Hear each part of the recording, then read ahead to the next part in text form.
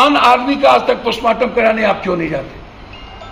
इतना बड़ा बड़ा मर्डर होता है, पोस्टमार्टम कराने आप, बलात्कार होता है, तब आप क्यों नहीं जाते? इतनी बड़ी घटना घटी थी, आज तक अपराधी आपसे पकड़ाया? एक अपराधी तो आपसे पकड़ाया नहीं, फिर थपथपाते हैं जनप्रतिनिधि और अच्छे लोगों पर केस करके। एक अपराधियों को गोली मारने की हिम्मत नहीं है, औकात खत्म हो गई, और फिर थपथपाते हैं आप जनता पर ये करने के बाद। दूसरी चीज मैं उनसे ये बात कहना चाहूंगा कि आप हमको एक बात बताइए, आपने जिस वीडियो को फेंका, उस वीडियो की जांच सत्यता आप कहां से ले आए तुरंत? वो रील्स हैं कि क्या है, टाइमिंग क्या है? आप इतने बड़े एक्सपर्ट हो गए, आप सभी चीज के एक्सपर्ट आप ही हो गए, तो सारा यहां से हटा दीजिए और डीएम साहब आप सब तरह के एक्सपर्ट का काम कर लीजिए। आपकी कोई टीम नहीं आई और आप एक्सपर्ट भी हो गए, सिर्फ अपने बचना के लिए पुलिस हेडक्वार्टर को आंख में धूल झोंकने का काम किया है। सारी बिंदुवार वो गलत हैं। मैं चैलेंज करता हूं, आप यदि सही हैं तो इसकी तत्कालीन आप लिखित भेजें और हाईकोर्ट के वर्तमान न्यायाधीश से आप जांच कराएं। हमको सीबीआई पर भरोसा नहीं, सीबीआई तोता बनी हुई है भारत सरकार। हम तत्कालीन जांच चाहते हैं। मैं मान लेता हूं कि पुलिस का बयान सही हो, तो क्या जनता इतनी झूठी हो गई और जनता गलत हो गई? और पुलिस की दो बात जो खुद कहती है, गोली चली और गलती हुआ, गोली लगी, क्या वो बयान सही था? या ये बयान सही है डीएम की और एसपी की कि 3 दिन के बाद गलत सीसीटीवी लाकर कि इसके द्वारा, जबकि सिल्लीगुड़ी में गोली निकाला गया, बदलने के लिए, पोस्टमार्टम भेज रखने के लिए, जबकि 3 दिनों तक आपने पोस्टमार्टम के बारे में कोई आपने प्रेस कॉन्फ्रेंस नहीं की है। ये पूरे घटना को मैं पुलिस और अपने प्रशासन को बचाने के लिए जनता को कंप्लीट रूप से डिमोलिश करने का प्रयास, उसके मनोबल को, उसके लड़ने के जज्बा को खत्म करने का प्रयास और एक डर पैदा करने का प्रयास, संविधान को अपनी जागीर समझते हुए आम आदमी के लिए डीएम साहब कानून है।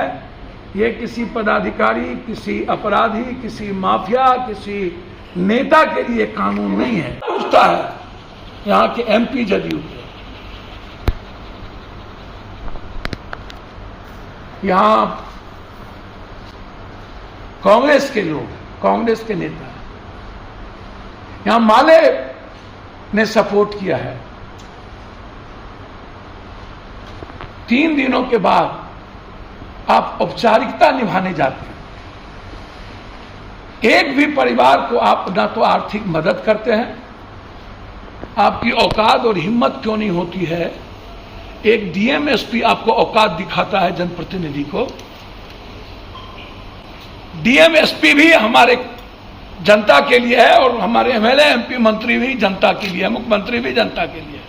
हम डीएम एसपी के का रेस्पेक्ट को कम नहीं कर रहे हैं, लेकिन डीएम एसपी जिस तरीके से जनप्रतिनिधि को केस में फंसाया है और जिस जनता के द्वारा आप चुनाव आप जीतने जाते हैं, चोरी भी, सीना चोरी भी, शीशे के घर में रह करके डीएम साहब पत्थर फेंकिएगा, सूप बाजे तबाजे, चलनियों बाजे,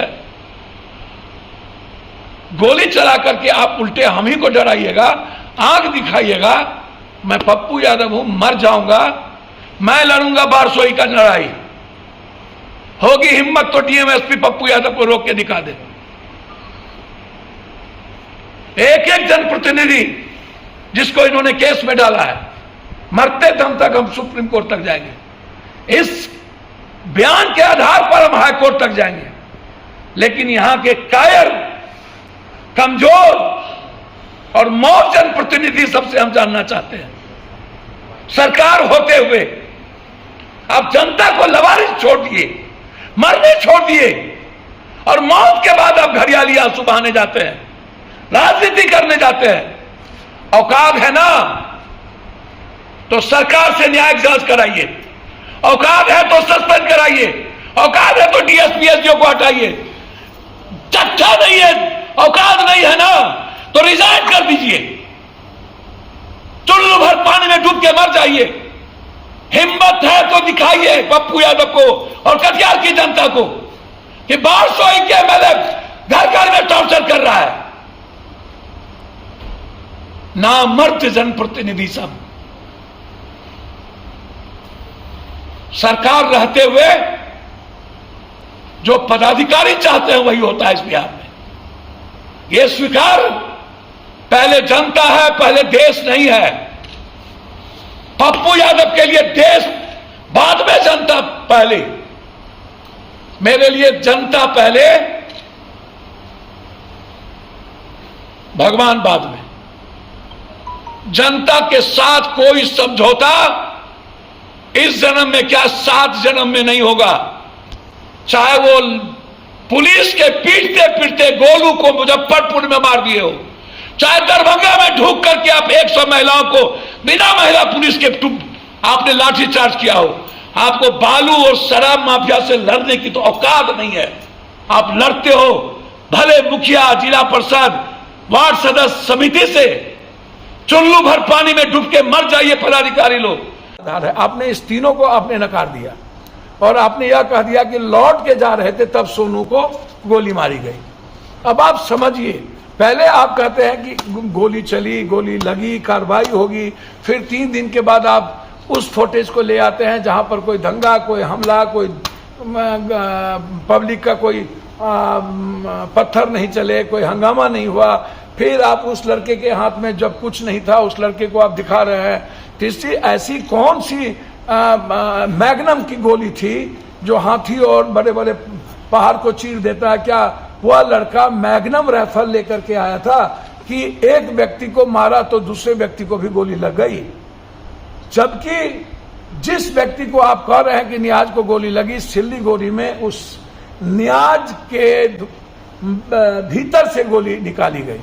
तो फिर मेरा सवाल सीधा है कि डीएम साहब, आप पर मेरा कोई सवाल नहीं है। आप बहुत बाखूबी अपने पदाधिकारी को बचाने का अच्छा प्रयास किए हैं और कोई भी आदमी अपने सबऑर्डिनेट को बचाने में बहादुरी दिखाती है। लेकिन डीएम साहब, हम दोनों आदमी जनता के लिए, हम दोनों आदमी नौकर हैं, सेवक हैं, पब्लिक रिप्रेजेंटेटिव है, जनता के नौकर, जनता के सेवक। आप हैं गवर्नमेंट सर्वेंट, आप हैं सरकार के नौकर। और जब गलतियां हुई तो वो उसको सस्पेंड करने में आपको हिम्मत नहीं दिखाई, आपने उसको तत्कालीन वहां से हटाने की हिम्मत नहीं दिखाई, आपने उसको कार्रवाई नहीं दिखाई, आप पब्लिक पर कार्रवाई। आप यहां पोस्टमार्टम रिपोर्ट में बिना परिजन के, खुर्शीद के परिजन के आपने कैसे करा दिया पोस्टमार्टम? ये कौन से राइट थे, कौन से कानून थे? और मजिस्ट्रेट क्यों नहीं थी? मुद्दे भी आप, मुदाले भी आप थाना प्रभारी आपके केस किए, मुद्दे भी वही, मुदाले भी वही। किसी पब्लिक के डोमेन से केस नहीं हुआ, किसी पब्लिक के गवाह पर केस नहीं हुआ।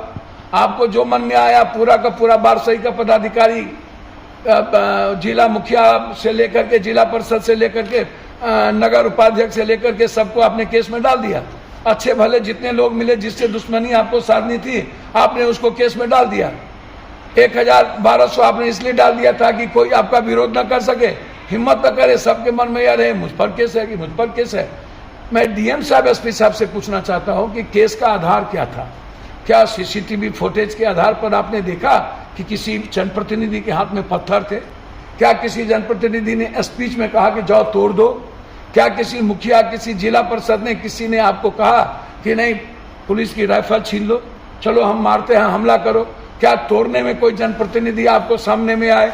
तो जब वो सीसीटीवी फुटेज में ना तो जनप्रतिनिधि आया, ना तो उसने भड़काया, नहीं तो उसने किसी को उसका आया, ना वो साथ गए, जब आपकी गोली चलने के पहले हंगामा, एक बार पुलिस भाग गई, 3 घंटे से वहाँ जनता बैठी थी, एसडीओ घर से नहीं निकला। इतना अहंकारी एसडीओ की यदि वो बात कर लिए होते, ले लिए होते, तो इस तरह के परिस्थितियां पैदा नहीं होती है। जब आपको एसडीओ पर कार्रवाई, वहाँ के डीएसपी पर कार्रवाई करने में आपके पेट में दर्द क्यों है?